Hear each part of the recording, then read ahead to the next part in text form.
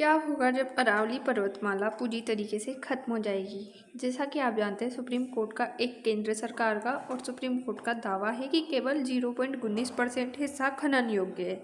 जी हाँ, जिसमें बताया गया है कि 100 मीटर की अरावली को छोड़ के सारी कुछ को काटा जाएगा, वो भी इनकी फैक्ट्रीज के लिए।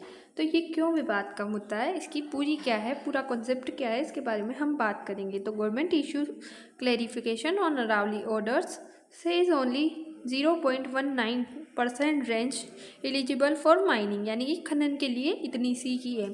इसके लिए जैसे कि हमें पता है, जो हमारे इन्वायरमेंट मिनिस्टर है वो भूपेंद्र यादव है, वो संडे को इशूड के क्लैरिफिकेशन करते हैं कि आखिरकार सुप्रीम कोर्ट का जो ऑर्डर आया है उसको लेके जनता में कहीं ना कहीं हलचल है, और उनमें जैसे कि मिस इन्फॉर्मेशन जैसी बातें हमें देखने को मिली हैं।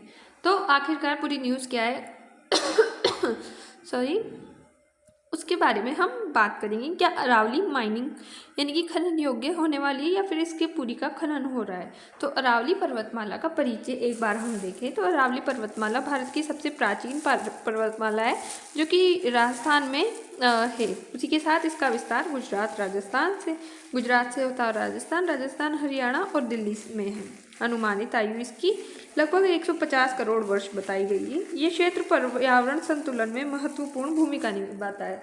जैसा कि पता है कि सहारा डेजर्ट की वजह से यहाँ पे अगर सहारा डेजर्ट अरावली पर्वत ना हो तो यहाँ की पूरी क्लाइमेट है या ज्योग्राफी है वो पूरी की पूरी अलग होगी। जैसा हम देखते हैं वैसा कुछ नहीं होगा।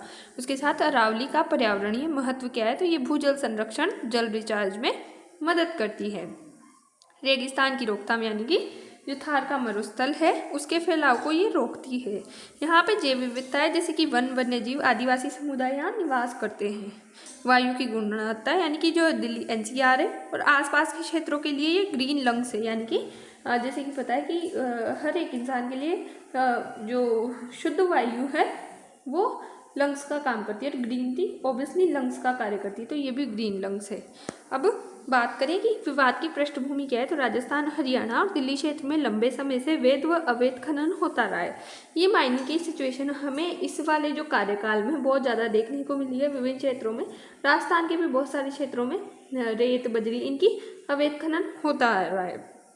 अनियंत्रित खनन से भूजल स्तर में गिरावट, जंगलों की कटाई और वायु प्रदूषण और मरुस्थलीकरण बढ़ रहा है।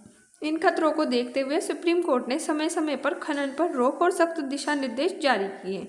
वर्ष 2025 में केंद्र सरकार ने अरावली की नई तकनीकी परिभाषा प्रस्तुत की। इसी परिभाषा के आधार पर सरकार ने कहा कि अरावली का केवल 0.19% हिस्सा ही खनन के लिए उपयुक्त है। इस बयान के बाद पर्यावरणविदों, सामाजिक संगठनों और विपक्ष ने आशंका जताई। विवाद राष्ट्रीय स्तर पर चर्चा का विषय बन गया है और ये बहुत गंभीर बात है। सरकार की नई परिभाषा है जो कि 2025 में सुप्रीम कोर्ट ने बताई है कि अरावली वही भूमि मानी जाएगी जिसकी ऊंचाई आसपास की जमीन से 100 मीटर या अधिक हो। ये परिभाषा विशेषज्ञ समिति की सिफारिशों पर आधारित सुप्रीम कोर्ट द्वारा स्वीकृत है। यानी कि जैसे कि हमने न्यायपालिका ने जो अपने आप को क्या बताया है, गार्जियन बताया है संविधान का। यानी कि अगर कुछ मिस्टेक होगी, कुछ चीज़ होगी तो उसकी पुनर्व्याख्या या फिर उसको जो जस्टिफाई करने का काम सुप्रीम कोर्ट करता है, उसी के साथ या फिर न्यायपालिका करती है। जुडिशरी का ये परफेक्ट काम होता है। उसी के साथ 0.19% खनन योग्य सरकार का ये दावा है। क्या है, कुल अरावली का क्षेत्र है वह 0.19% हिस्सा ही खनन के लिए उपयुक्त है और सरकार का कहना है कि 90% से अधिक क्षेत्र पूरी तरह संरक्षित है। नई खनन पट्टियां तब तक नहीं जब तक वैज्ञानिक प्रबंधन योजना न बने।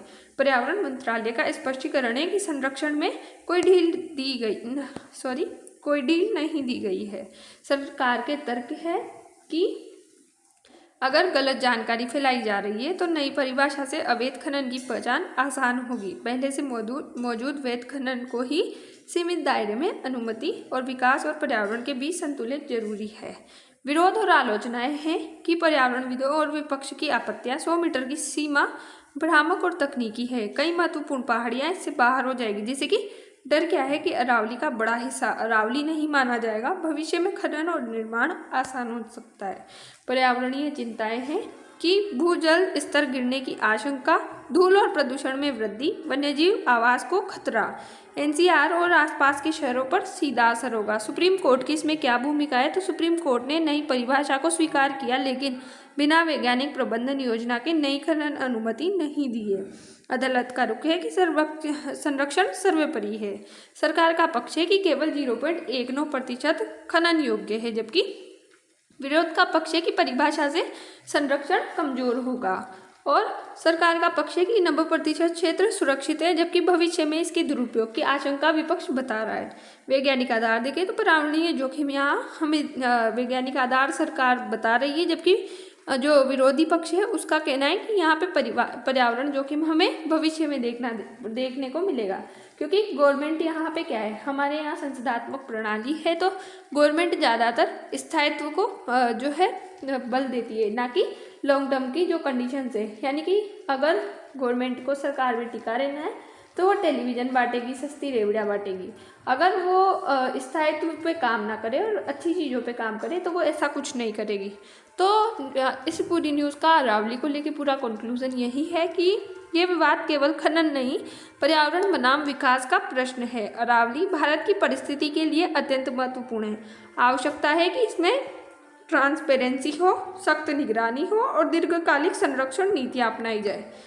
तो आज की हमारी न्यूज़ यही खत्म होती है। I hope you understand.